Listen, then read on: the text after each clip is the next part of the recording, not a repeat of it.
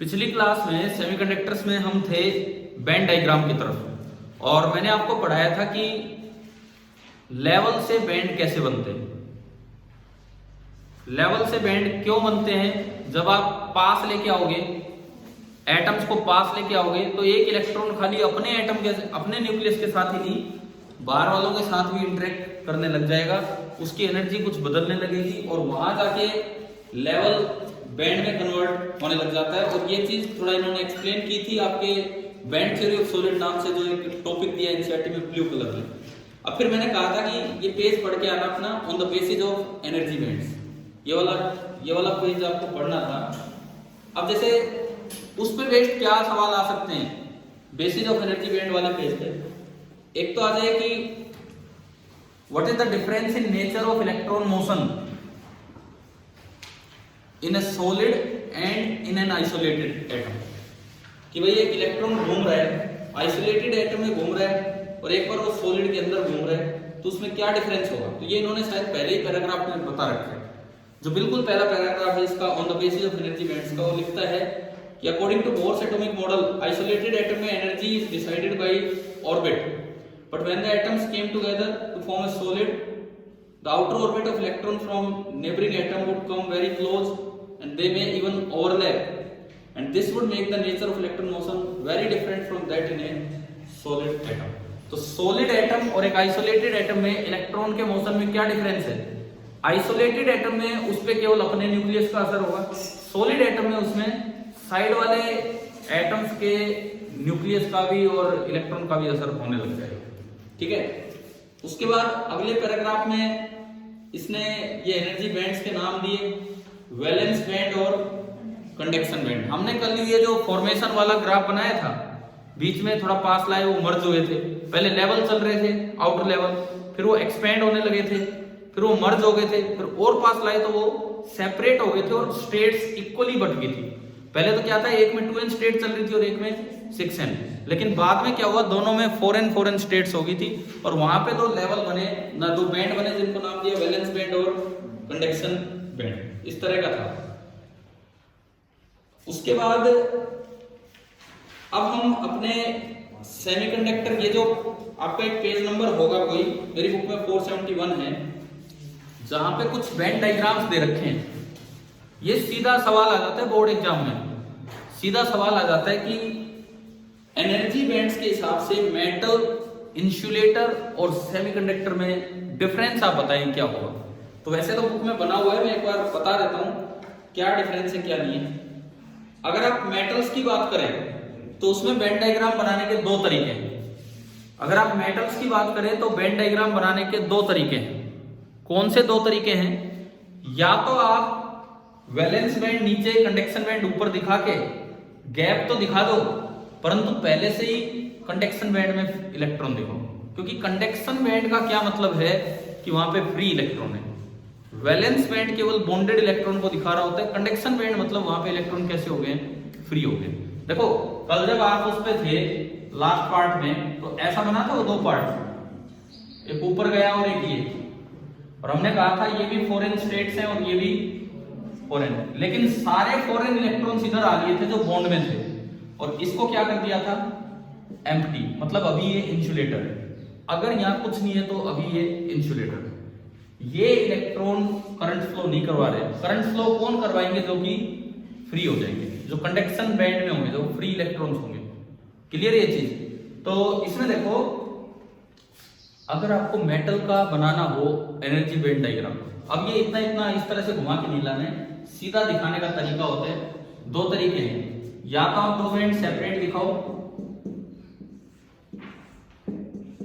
ये conduction band है और ये कौन सा है, थोड़ा गैप दिखा दो कोई बात नहीं, लेकिन आप दोनों को फील्ड दिखाओ कि भाई इसमें भी इलेक्ट्रॉन है, लेकिन इसमें भी पहले से क्या है, इलेक्ट्रॉन, क्योंकि मेटल में फ्री इलेक्ट्रॉन होते हैं, आपको एनर्जी देने की जरूरत नहीं है। इसी को रिप्रेजेंट करने का दूसरा तरीका होता है कि आप दोनों बैंड्स को ओवरलैप करके दिखा दो। ओवरलैप करके दिखाने का क्या मतलब है? अगर आप ओवरलैप करके दिखाते हो, दो बैंड्स आपने ओवरलैप कर दिए, इसका मतलब यह है कि वैलेंस बैंड के कुछ इलेक्ट्रॉन फ्री हो गए, जैसा कि मेटल्स में होता है, मेटालिक बॉन्डिंग में। क्लियर है? क्या बुक में दोनों बनाए हुए हैं ऊपर ही मेटल के साथ दोनों? देखो ए में तो दिया है कंडक्शन बैंड वैलेंस बैंड अलग अलग, लेकिन दोनों फील्ड है, आधे आधे तो फील्ड दिखाई रखे हैं, या फिर दूसरा दे रखा है कि वो ओवरलैप ही कर रहे हैं। समझ में आ गई? अब बात आती है कि बाकी दो में क्या डिफरेंस है। सेमीकंडक्टर और इंसुलेटर के डायग्राम में डिफरेंस क्या है? सेमीकंडक्टर और इंसुलेटर में ऊपर फील्ड नहीं दिखा रखा है, थोड़ा हल्का कर रखा होगा आपके उसमें बुक में, थोड़ा हल्का किया होगा ऊपर वाला पार्ट, मतलब वो एम्प्टी है। लेकिन जो एक डिफरेंस है ना वो एनर्जी गैप का है। ये तो ओवरलैपिंग वाला काम हो गया। जो डिफरेंस है, डिफरेंस वो एनर्जी गैप का है कि कंडक्शन बैंड और वैलेंस बैंड, इनके बीच का डिफरेंस अगर कम है तो वो सेमीकंडक्टर है, मतलब इतनी एनर्जी लेके इलेक्ट्रॉन वहां जा सकता है। और अगर इनके बीच का डिफरेंस ज्यादा है तो वो क्या बन जाता है? इंसुलेटर। और कोई भी इंसुलेटर परफेक्ट इंसुलेटर कभी नहीं होता, बिकॉज एक तो ऐसी स्टेज होती है जहां ब्रेकडाउन बोलते हैं कि इंसुलेटर का भी ब्रेकडाउन हो गया, मतलब आप अगर ज्यादा भी है ना, इतनी एनर्जी दे दो कि वो वहां भाग जाए, ज्यादा भी है तो भी इलेक्ट्रॉन को यहां से वहां पहुंचाओ, तो इंसुलेटर भी क्या बन जाएगा? कंडक्टर बन जाता है उस समय। ठीक है, एयर भी कंडक्टर बन जाती है जब स्पार्किंग होती है। स्पार्किंग होती है तो एयर का भी ब्रेकडाउन हो जाता है। तो ऐसा नहीं है कि इंसुलेटर में कभी करंट फ्लो नहीं कर सकता है, परंतु उनमें गैप थोड़ा ज्यादा होता है, तो नॉर्मल तरीके से इलेक्ट्रॉन फ्री नहीं हो पाते हैं। तो अगर आपके बोर्ड पेपर में, और तो कहाँ इस तरह का सवाल आएगा बोर्ड पेपर में, देखो बनाने को तो नीट जेई में भी दे दे ऑप्शन देके कि मैच करो कौन सा किसका ग्राफ है ना, कौन सा किसका बैंड डायग्राम है। ये नहीं तो बोर्ड एग्जाम में आ जाते हैं कई बार कि डिफरेंशिएट कीजिए on the basis of band diagram, तो आपको ये बनाने आने चाहिए। क्या समझ आ गया? अच्छा, बुक में लिखा हुआ है कि इंसुलेटर के लिए जो Eg है वो 3 इलेक्ट्रॉन वोल्ट से ज्यादा है और सेमीकंडक्टर के लिए 3 से कम है। ठीक है, आपसे यूं पूछा जाए कंडक्शन बैंड के इलेक्ट्रॉन्स की एनर्जी ज्यादा होती है कि वैलेंस बैंड के इलेक्ट्रॉन्स? कंडक्शन वो एनर्जी लेके फ्री होगा, नहीं तो अपने ग्राफ में देखो एनर्जी ऊपर बढ़ रही है। अपने ग्राफ में आप देखो एनर्जी ऊपर बढ़ रही है, दिख रहा है ग्राफ में? तीनों ही ग्राफ्स में ऊपर एरो लगा रखा है इलेक्ट्रॉन एनर्जी, जिधर ग्राफ की जो एक्सिस दिखाते हैं उधर। इसका मतलब कंडक्शन इलेक्ट्रॉन्स की एनर्जी ज्यादा होती है और वैलेंस इलेक्ट्रॉन्स की एनर्जी कम होती है। ठीक है, इन तीनों का थोड़ा थोड़ा एक्सप्लेनेशन दिया है ग्राफ के साथ। केस फर्स्ट इसी पेज पे, केस सेकंड अगले पेज पे, केस थर्ड अगले पेज पे, मतलब उसी नेक्स्ट पेज पे है आपकी बुक में ऐसी। भाई थोड़ा बहुत इधर उधर का फर्क हो सकता है, मेरी थोड़ी सी पुरानी किताब, लेकिन है ना ये सब। तो आपका ये काम है, घर से आप ये पढ़ोगे, बड़ा आसान है, पढ़ते ही समझ आएगा। क्योंकि बोर्ड एग्जाम में लिखना आ सकता है कि इनको क्लासिफाई करो बैंड डायग्राम के हिसाब से, तो थोड़ा थोड़ा तो आपको एक्सप्लेन करना आना चाहिए। कर लोगे ये काम, पढ़ोगे ना वहां से? ठीक है, इसके बाद मैंने कल आपको 2 तरह के सेमीकंडक्टर पढ़ाए थे, इंट्रिंसिक और एक्सट्रिंसिक। अब मैं बुक में इसके बाद है, बुक में बैंड डायग्राम्स आने के बाद इंट्रिंसिक और एक्सट्रिंसिक है, मैं पढ़ा चुका हूं, आप रीडिंग अपने आप करेंगे। लेकिन अब हम आते हैं कि बैंड डायग्राम एक्सट्रिंसिक में, इंट्रिंसिक और एक्सट्रिंसिक में क्या डिफरेंस है और उसमें भी पी और एन टाइप का क्या होगा, तो वो कंपैरिजन लेते हैं, वो वाला कंपैरिजन लेते हैं। कॉपी में एक हेडिंग डाल के पहले, वो जो आपको घर से करनी है वो हेडिंग डाल लो। कल वाला क्वेश्चन क्या दिया था? 1 मिनट, सवाल याद दिलाओ। अच्छा, वो साइमल्टेनियस डोपिंग, साइमल्टेनियस डोपिंग वाला सवाल, वो ये एक्सरसाइज का, एडिशनल एक्सरसाइज का जो क्वेश्चन। ठीक है, अभी मैं लास्ट में लेता हूं उसको, लास्ट के 10 मिनट में ले लेंगे उसको, याद दिला देना एक बार। अभी देखिए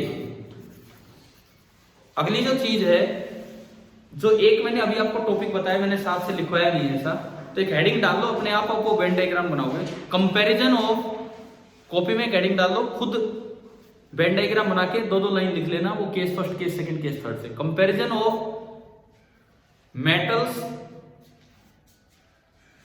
semiconductors,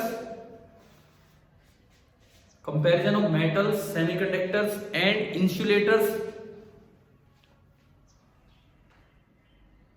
on the basis of on the basis of energy band diagrams. On the basis of energy band diagram.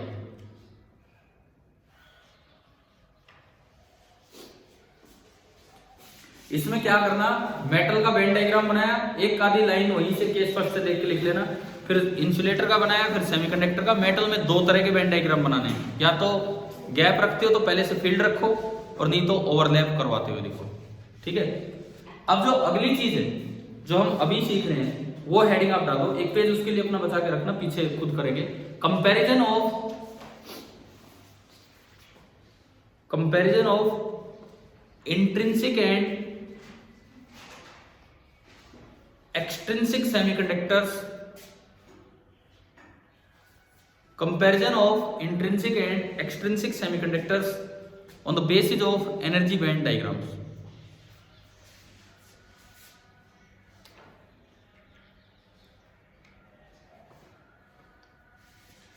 On the basis of energy band diagram. अब ये समझते हैं हम,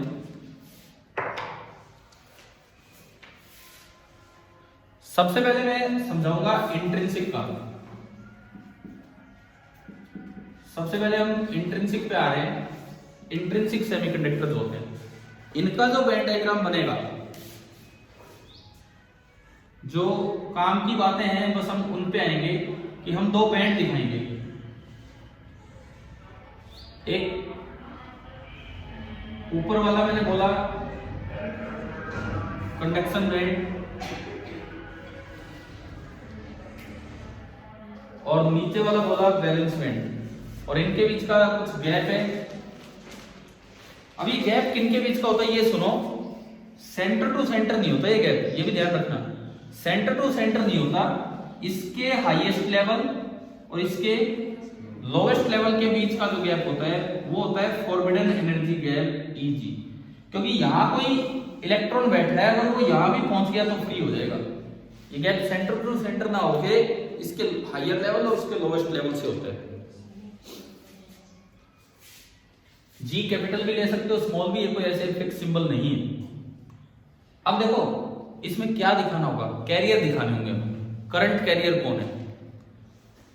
इंट्रिंसिक सेमीकंडक्टर में हमने आपको बताया था कि due to thermal energy silicon का कोई बॉन्ड टूटता है, इलेक्ट्रॉन फ्री होता है, बदले में एक और कैरियर वो दे जाता है, कौन? होल। तो यहां दो तरह के कैरियर है, इलेक्ट्रॉन और होल। इलेक्ट्रॉन जो फ्री हुआ उसकी एनर्जी तो गई कंडक्शन वाली, क्योंकि वो तो फ्री हो चुका है ज्यादा एनर्जी लेके। लेकिन जो होल है, जो कैरियर काम कर रहा है, होल थोड़ी था वह कैरियर, वहां कौन कैरियर था? बॉन्ड वाला इलेक्ट्रॉन। होल की जगह था तो बॉन्ड वाला इलेक्ट्रॉन, जिसको हमने होल का नाम ले दिया। क्लियर? तो वहां पे क्या होगा, बॉन्डेड इलेक्ट्रॉन की एनर्जी कम थी या वो फ्री इलेक्ट्रॉन की जितनी है कम थी। वो जो फ्री इलेक्ट्रॉन है वो तो यहाँ कैरियर का काम करेंगे, और जो बॉन्डेड इलेक्ट्रॉन है वो यहाँ कैरियर का काम करेंगे। तो इन्हें तो हम दिखाएंगे होल की तरह। यहाँ तो होंगे होल्स, और जितने यहाँ होल्स होंगे उतने ही यहाँ पे इलेक्ट्रॉन होंगे। तो होल्स की एनर्जी थोड़ी कम होती है, इलेक्ट्रॉन्स की एनर्जी थोड़ी ज्यादा होती है। और अगर मैं नंबरिंग की बात करूं, नंबर, तो हमने कल बताया था कि इंट्रिंसिक में जितने होल होते हैं उतने ही इलेक्ट्रॉन होते हैं। It means Ne is equal to NH। अब मैं यहां पे एक लेवल डिफाइन करवाता हूं, डिफाइन नहीं कर रहा मैं आपको, बस बता रहा हूं। Fermi level. फर्मी लेवल क्या होता है हमारे लिए, बैंड डायग्राम को दिखाने के लिए फर्मी लेवल। वैसे तो ठीक है, फर्मी एनर्जी एक बहुत अलग सी चीज है, लेकिन बैंड डायग्राम में फर्मी लेवल का क्या मतलब है? Fermi level represents the probability of occupancy, means carrier कहां ज्यादा है, कंडक्शन बैंड में ज्यादा है या वैलेंस बैंड में। तो इसमें बताओ बराबर है, बराबर है तो फर्मी लेवल कहां दिखाना चाहिए? बिल्कुल बीच में। समझ गए हो? इसका मतलब अगर मैं इसमें एक फर्मी लेवल दिखाना चाहूं, ये EF है, मैं यार यहां लिखना है, नई जगह तो इधर लिख दो EF। This is known as Fermi level, या बना देना।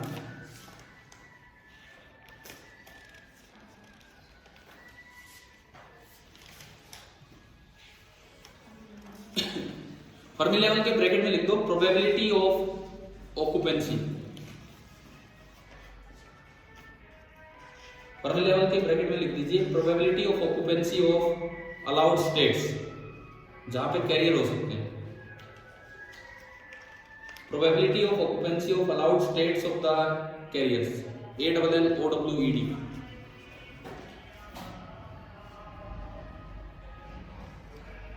Allowed states of the career.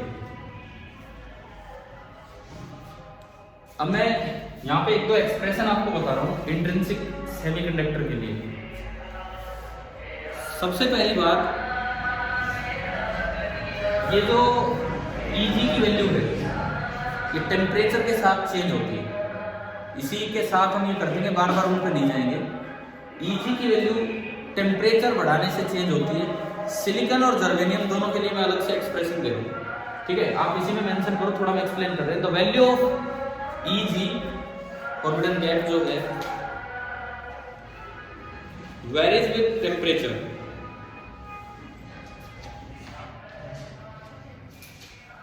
कैसे वेरी करता है? टेम्परेचर बढ़ाओगे ना तो बॉन्ड ज्यादा टूटेंगे, बॉन्ड ज्यादा टूटेंगे तो आसानी से फ्री और ये मिल रहे हैं, मतलब बैंड गैप कम हो रहा है कि ज्यादा हो रहा है?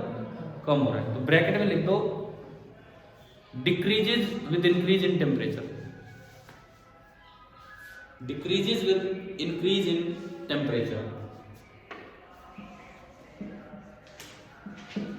अब मैं इनके एक्सप्रेशन देता हूं इन दो सेमीकंडक्टर के लिए, सिलिकॉन और जर्मेनियम। तो पहले लिखो फॉर सिलिकॉन,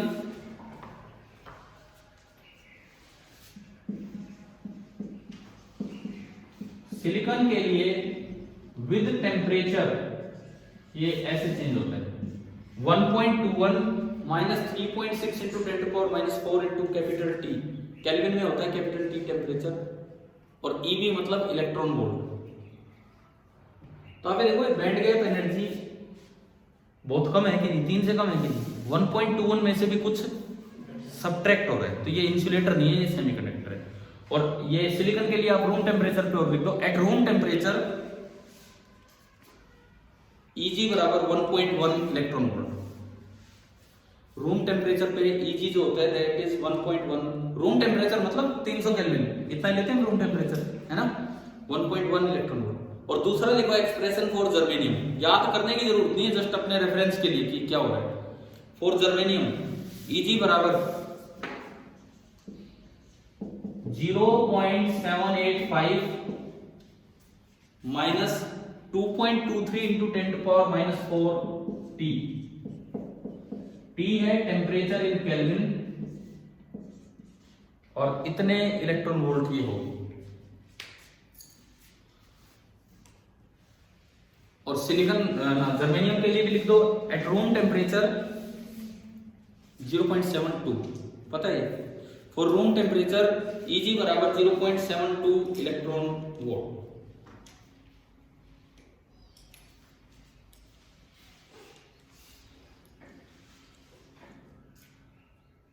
यानी कि टेम्परेचर बढ़ाओगे तो दोनों में दिख रहा है, टेम्परेचर बढ़ाओगे तो वैल्यू बढ़ेगी, तो माइनस में आ रहा है, तो Eg क्या होगा? कम होगा। लेकिन फर्मी लेवल पे कोई फर्क नहीं पड़ेगा, क्योंकि जितने इलेक्ट्रॉन होंगे उतने ही नीचे होल, तो फर्मी लेवल हमेशा कहां रहेगा? बिल्कुल बीच में, ठीक है। अब इसमें जो Ne और NH है हम उसको Ni से भी डिनोट कर लेते हैं, इंट्रिंसिक कैरियर। टेम्परेचर बढ़ा रहे हो तो कैरियर भी बढ़ रहे, बॉन्ड टूटे जा रहे हैं, ये सब। तो एक वैल्यू और लिख लो, वैल्यू नहीं एक्सप्रेशन, यूं लिखो द वैल्यू ऑफ Ni मतलब intrinsic carrier concentration, the value of Ni also varies with temperature।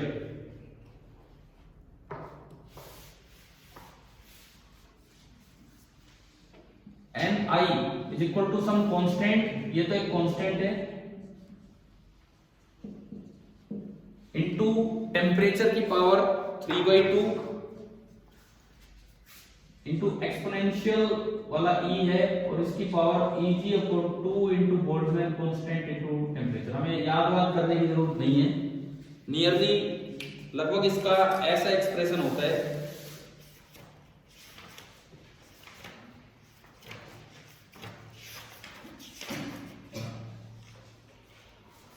ये देखो इस टाइप चीज आपने कल जैसे 12th क्वेश्चन किया होगा तो 13th क्वेश्चन में कुछ इस तरह का एक्सप्रेशन दिख भी रहा है एनसीईआरटी टेक्स्ट बुक में। 13th क्वेश्चन अगर आप देखोगे, एक तो आप साइमल्टेनियस डोपिंग वाला था वो नहीं तो दिख रहा है उसमें एक्सपोनेंशियल होता है e की पावर से। तो हम उन सारे एक्सप्रेशंस पे नहीं जा रहे हैं, वो किसी और चीज का भी एक्सप्रेशन उन्होंने दिया है, ठीक है। उन्होंने n नॉट पूरा ये कांस्टेंट बना दिया। ये एग्जैक्ट एक्सप्रेशन इस तरह का होता है, क्लियर। उसमें क्या लिखा है आपकी बुक में जो एक्सप्रेशन दिया उसमें क्या लिखा है क्वेश्चन नंबर 13 में, ni equal to n not into exponential मतलब e की power minus eg upon 2k dt, where n not is a constant. वो जो कांस्टेंट है ना वो कांस्टेंट भी टेंपरेचर पे डिपेंड करता है, ऐसे दिख गया होगा ना वहां पे जो लिखा हुआ है किताब में। चलिए अभी हम आगे बढ़ते हैं, ये तो इंट्रिंसिक वाला हुआ। इसके बाद देखो एक्सट्रिंसिक,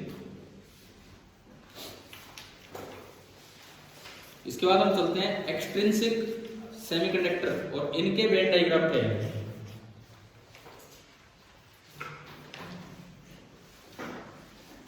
एक्सट्रिंसिक सेमीकंडक्टर, एक्सट्रिंसिक में भी दो लेने हैं। पहले हमने n पढ़ा था, देन p, पहले पेंटावेलेंट डोपिंग की थी एंड देन ट्राइवेलेंट डोपिंग। तो एक्सट्रिंसिक में भी ये दोनों अपने कर लेते हैं। तो उसके अंदर number 1 n type semiconductor. Extrinsic में जो पहला होगा that is n type semiconductor, ये वाला हम देखते हैं। देखिए n टाइप में क्या होगा वो समझे आप।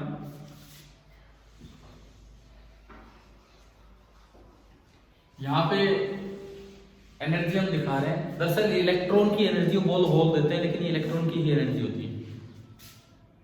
ये आपका ऊपर वाला बैंड जिसको हम नाम दे रहे हैं कंडक्शन बैंड,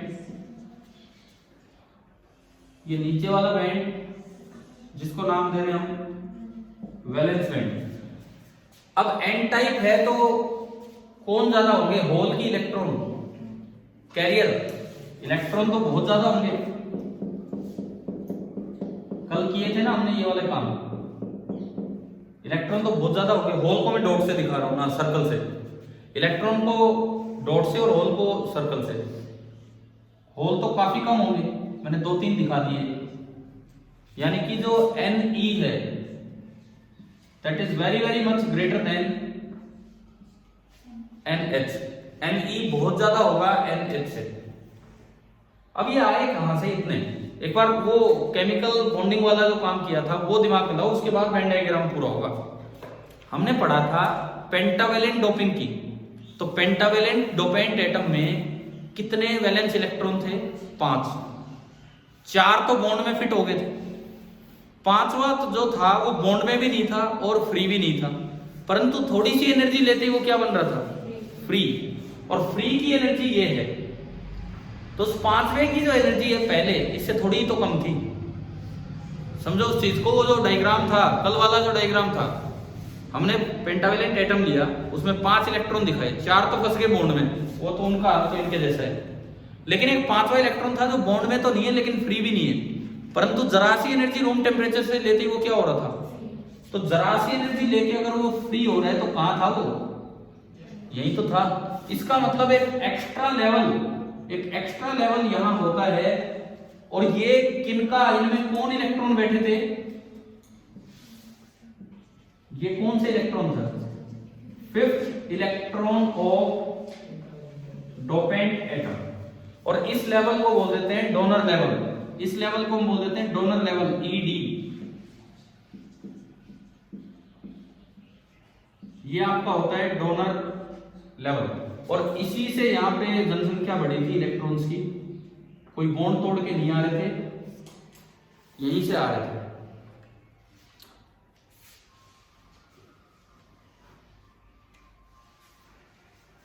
ये जो गैप होता है, गैप ये बहुत कम है, ये जो गैप है this is nearly 0.01 electron volt, nearly 0.01 electron volt ये गैप है। अब बताओ फर्मी लेवल बीच में होगा कि थोड़ा ऊपर होगा कि थोड़ा नीचे होगा, बताओ। फर्मी लेवल क्या बताता है हमें? Probability of occupancy. Fermi level हमें बता रहा होता है प्रोबेबिलिटी ऑफ ऑक्यूपेंसी, बीच में होगा कि ऊपर होगा कि नीचे होगा। कैरियर कहाँ जाता है, कंडक्शन बैंड में कि वैलेंस बैंड में? कंडक्शन बैंड में। इसका मतलब जो फर्मी लेवल बनेगा वो थोड़ा सेंटर से थोड़ा ऊपर बनेगा। कहीं भी आप बीच में इसमें दिखाओ कि भाई ये सेंटर लेवल है, ये सेंटर है, तो फर्मी लेवल इससे ऊपर नहीं आना है क्योंकि ऑक्यूपेंसी ऊपर वालों की ज्यादा है।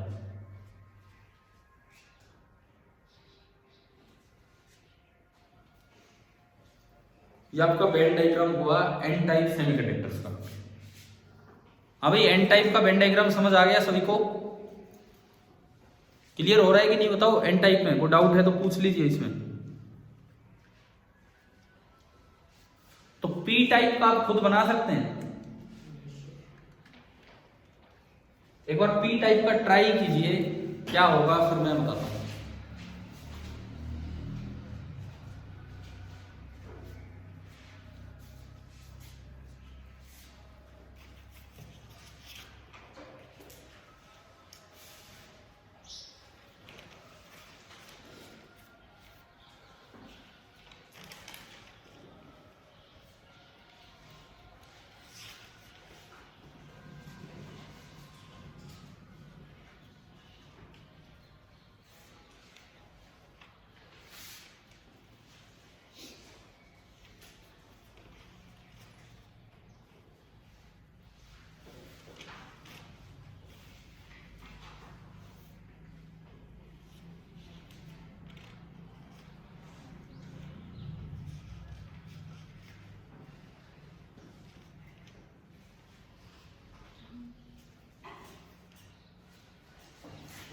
बना लिया पी टाइप। पी टाइप में अगर हम स्टार्ट करें यहां पे,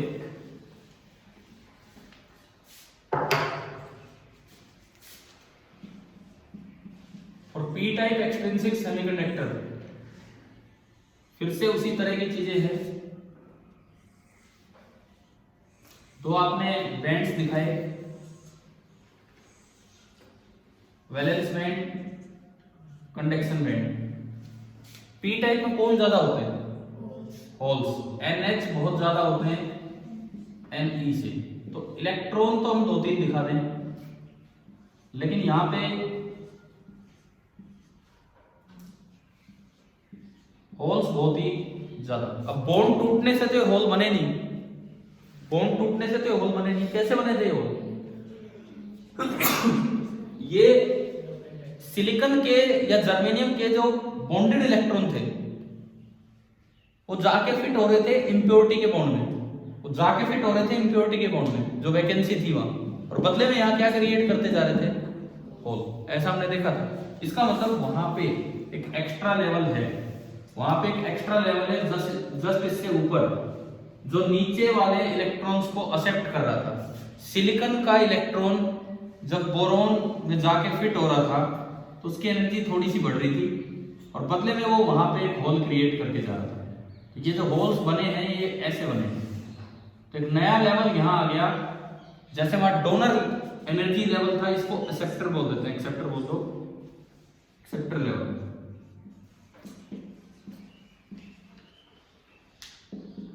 ये आपका है EA, और ये जो गैप है ये भी काफी कम होता है। पिछली बार हमने बोला था 0.01, ये भी नियरली 0.01 to 0.05 EV इलेक्ट्रॉन। ये गैप भी लिख लेना अपना, 0.01 to 0.05 इलेक्ट्रॉन वोल्ट। अब अगर ये सेंटर है तो फर्मी लेवल कहाँ गया? थोड़ा नीचे। तो यहां आप कहीं दिखा देंगे कि भाई ये आपका फर्मी लेवल क्या बताता है? Probability of occupancy of allowed states for the carriers, कि कहां ज्यादा चांसेस है कैरियर मिलने के।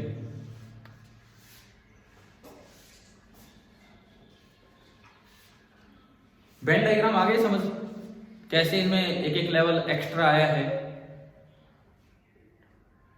टेम्परेचर चेंज करने से क्या फर्क पड़ा वो मैंने यहां बताया था। कई बार एक सवाल वैसे पूछ लिया जाता है कि आप डोपिंग करते हो, डोपिंग करने से ईजी पे फर्क पड़ता है। तो आप ये बात याद रखना, जो ईजी, जो बैंड गैप के दोनों बैंड्स के बीच का जो गैप था, डोपिंग से ईजी भी क्या हो जाता है, थोड़ा कम, गैप कम हो जाता है। ये देखो, ये बीच में कभी तो एक डोनर लेवल आ रहा है ऊपर, कभी एक एक्सेप्टर लेवल। तो लास्ट में दोनों के लिए कॉमन बात ये लिख देना कि ईजी डिक्रीजेज विद डोपिंग। एक कॉमन पॉइंट ये लिख दीजिए कि easy decreases with doping.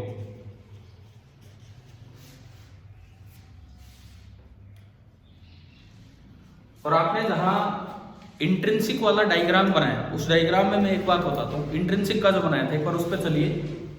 P type हो गया, एन टाइप हो गया। उससे पहले जो आपने इंट्रिंसिक का डायग्राम बनाया था, यहां पे आप एनर्जी ले रहे हो, आपने एक लेवल बैंड ये बनाया था, एक बैंड ये बनाया था। वैलेंस बैंड का जो टॉप लेवल होता है उसको डिनोट करते हैं ईबी से। कंडक्शन बैंड का जो बॉटम लेवल होता है उसको डिनोट करते हैं ईसी से। और इंट्रिंसिक में जो ईएफ था, ईएफ ये बिल्कुल बीच में था, तो आप उस ईएफ को लिख सकते हैं, वहां पे लिख सकते हैं ईसी प्लस ईवी बाई 2। तो अपने उस डायग्राम में कुछ चीजें बढ़ा लीजिए, इंट्रिंसिक सेमीकंडक्टर वाले डायग्राम में ये कुछ चीजें आप बढ़ा लीजिए।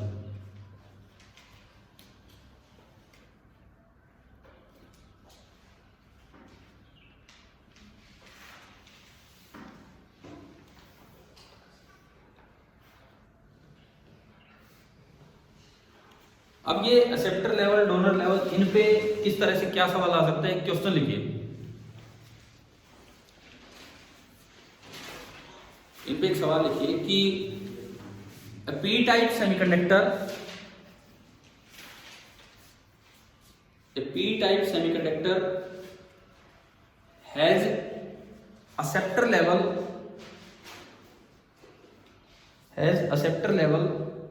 57 मिली इलेक्ट्रॉन वोल्ट। कैसे लिखोगे? 57 तो लिख दोगे, आगे कैसे लिखोगे? ये गैप मत देना, small M small E capital E. Milli electron volt above the valence band, above the valence band. ठीक है। What is the maximum wavelength of light required, what is the maximum wavelength of light required to create a hole in the semiconductor atom, to create a hole in the semiconductor atom?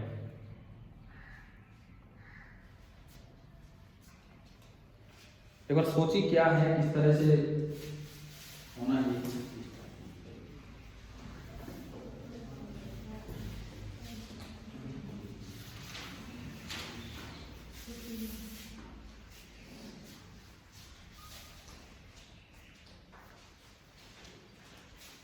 थोड़ा photon theory का use कीजिए।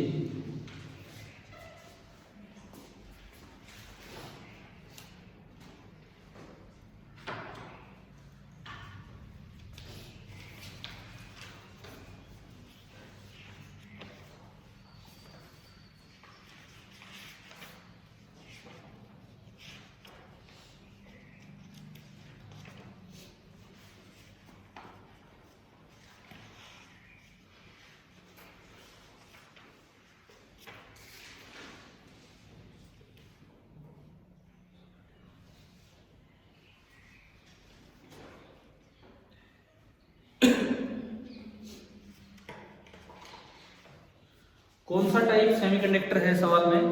P type. तो P type का अगर आप diagram बनाएंगे तो valence band के जस्ट ऊपर,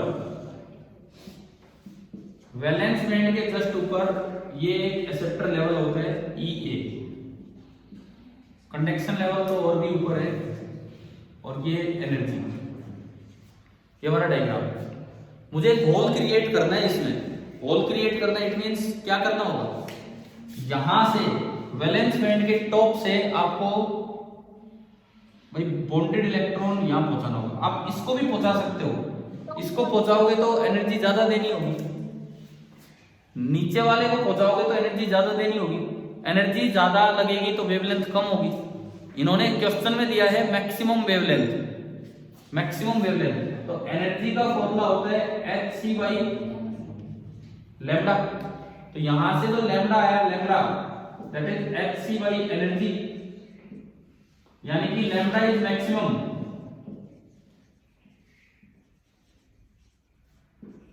when E is minimum. Lambda maximum तब होगा जब E मिनिमम होगा, तो कम से कम E तो इसको ही चाहिए भाई, जो बिल्कुल टॉप पे बैठा है वो जाने को तैयार, उसको जरा सी भी एनर्जी मिल गई तो पहुंच जाएगा, नीचे वाले को तो एनर्जी और भी ज्यादा देनी होगी, है ना। तो जो E मिनिमम है वो हमें यहां से दिख रहा है, ये E मिनिमम है, और ये क्वेश्चन में दिया है 57 मिली, मतलब 10⁻³ इलेक्ट्रॉन वोल्ट, 57 × 10⁻³ इलेक्ट्रॉन वोल्ट। तो आपका जो लैम्डा मैक्सिमम आया that is equal to hc upon E minimum. Put कर दोगे वैल्यू, आपको h और c उसमें भी याद है। हाँ, इसको आप सोल्व करेंगे, इसको सोल्व करके बता दो तो क्या निकालो, तो इसकी वैल्यू क्या आ गई।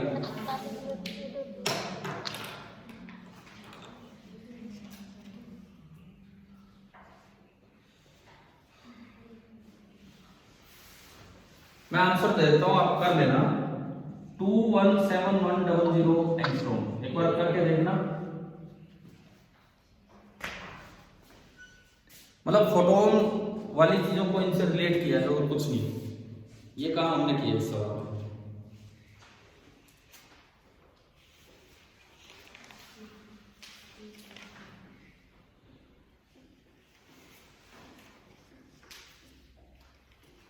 अब जैसे जो अगला जो काम होना है, मुझे वो सवाल ध्यान है आपका कि अभी लास्ट पेपर साइमल्टेनियस डोपिंग पे हम आएंगे। अगला जो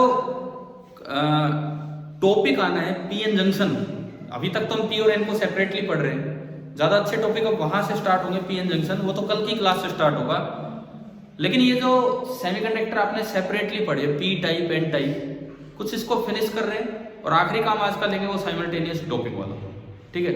तो नेक्स्ट हेडिंग आप ये डालो, properties of semiconductors.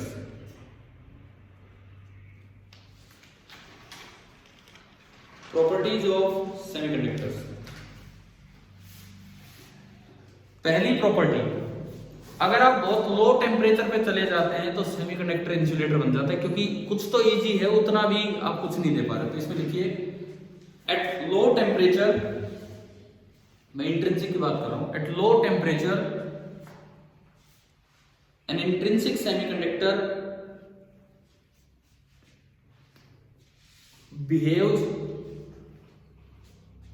behaves as an insulator. At low temperature an intrinsic semiconductor behaves as insulator. क्यों?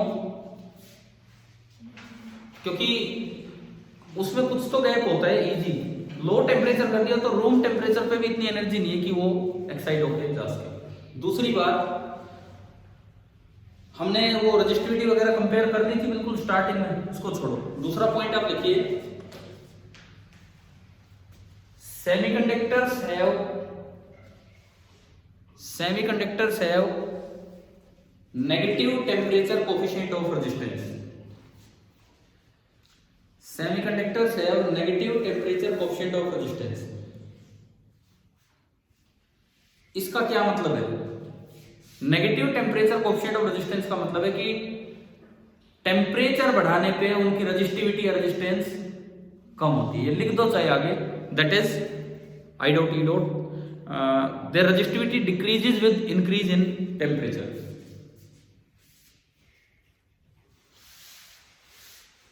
The resistivity decreases with increase in temperature. Metals में उल्टा था। मेटल्स में क्या हुआ था? आप याद रखो, मेटल्स मींस कंडक्टर्स में टेम्परेचर बढ़ाने पे रेजिस्टिविटी बढ़ती है, तो उनका अल्फा क्या होता है? पॉजिटिव। सेमीकंडक्टर और इंसुलेटर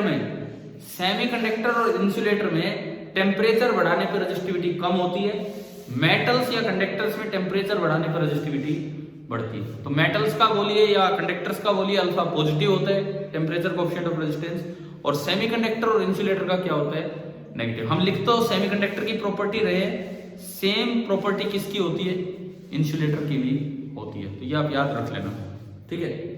तीसरी property, very small doping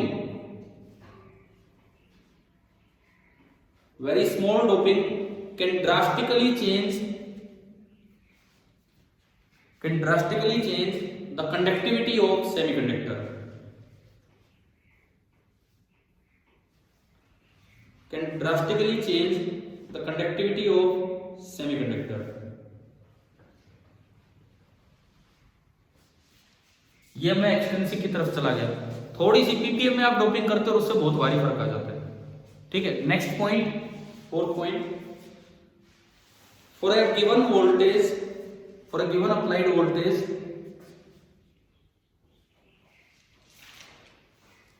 current in n-type semiconductors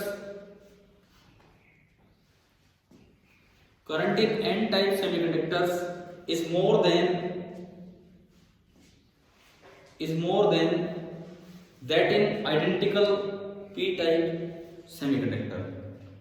Is more than that in identical p-type semiconductor.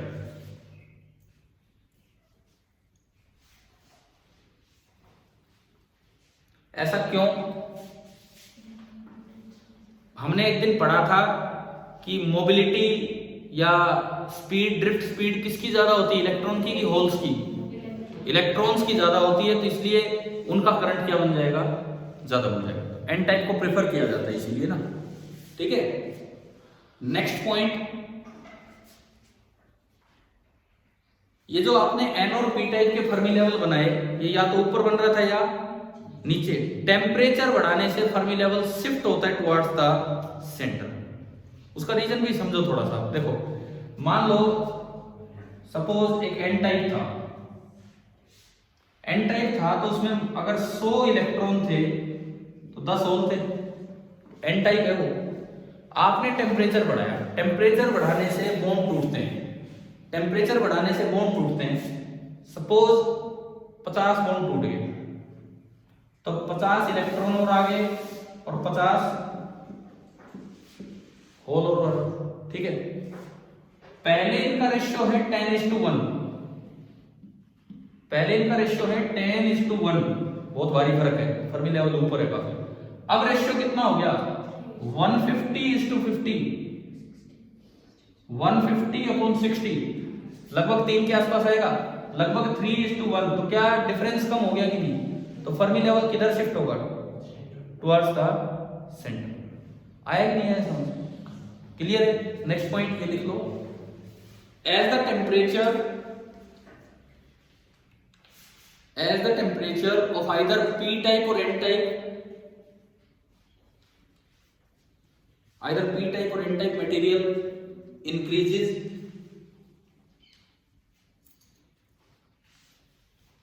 the Fermi level moves towards the center of energy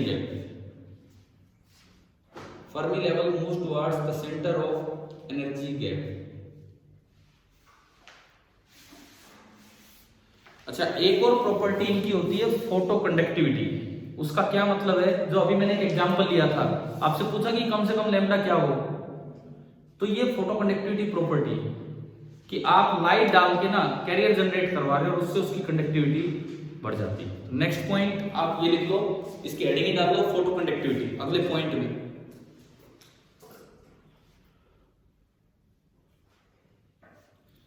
if light of intensity या energy लिखो, if light of energy greater than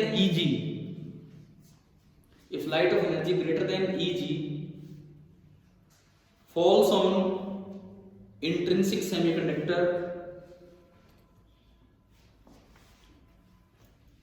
then its conductivity increases.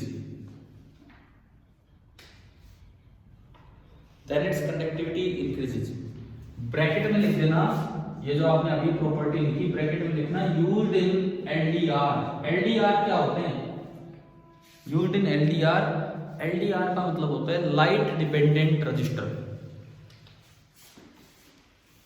LDR का मतलब होता है light dependent register. और एक last property, वैसे तो प्रॉपर्टी कितनी बना सकते हो, एक हम लास्ट प्रॉपर्टी लिख रहे हैं इलेक्ट्रिकल कंडक्टिविटी।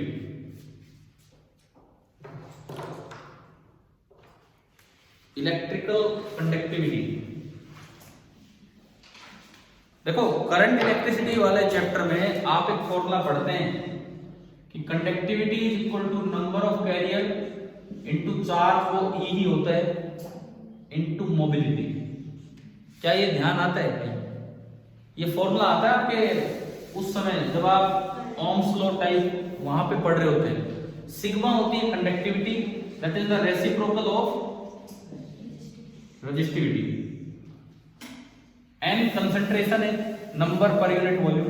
ये क्यों होते हैं चार्ज, यहाँ पे ओची इलेक्ट्रॉन ओची होलो दोनों, और म्यू क्या होता है मोबिलिटी। तो असल में जब आप इसको लिखेंगे तो सिग्मा कैसे लिखा जाएगा? सुनो, आपने एक चीज देखी थी, चाहे होल इधर आए चाहे इलेक्ट्रॉन उधर जाए, दोनों का करंट तो सेम डायरेक्शन में था, तो ये कंडक्टिविटी ऐड होगी।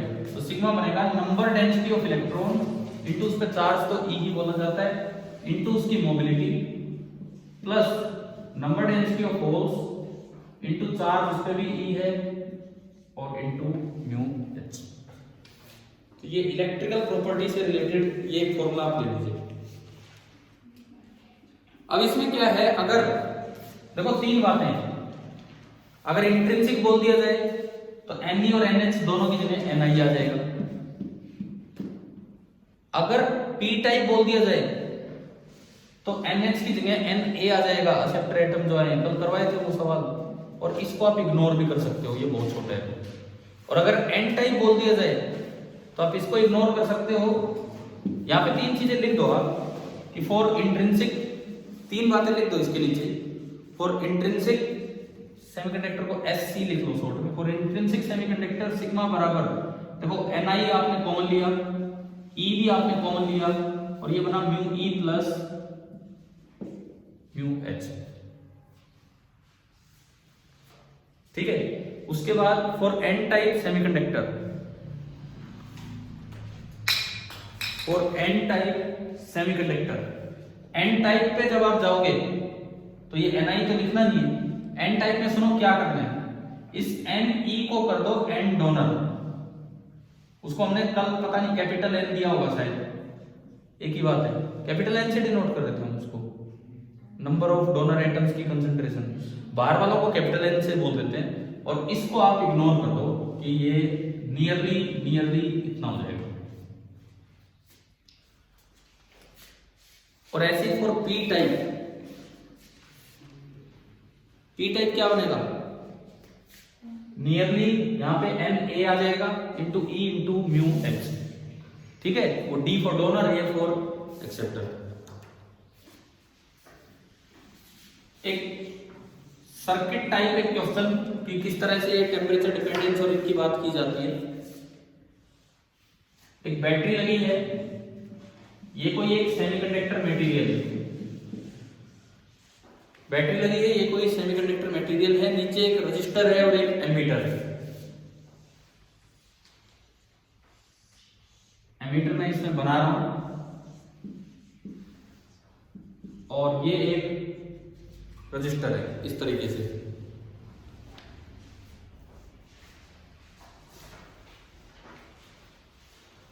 सवाल ये है, यूं लिखो, आप एक लाइन लिखो, the value of current, the value of current in the ammeter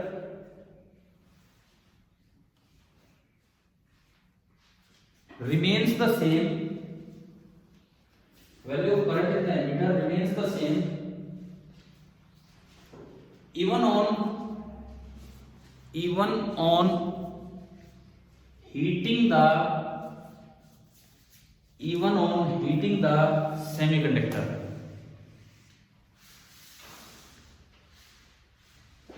It is possible when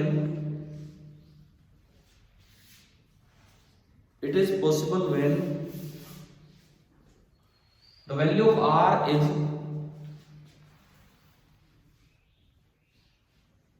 चार ऑप्शन लिख लो। पहला ऑप्शन इंक्रीज्ड, दूसरा ऑप्शन डिक्रीज्ड, तीसरा option remains the same and चौथा ऑप्शन कि भी नॉट पॉसिबल। ये तो पॉसिबल ही नहीं है। क्या आएगा बताओ?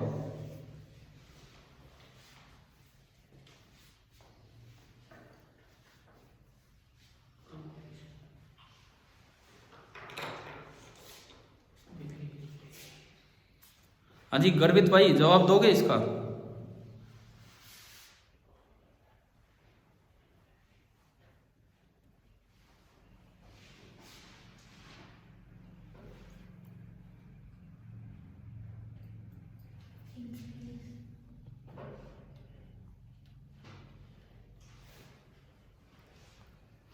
कोई भी बच्चा आप में से बोलना चाहे इसका आंसर?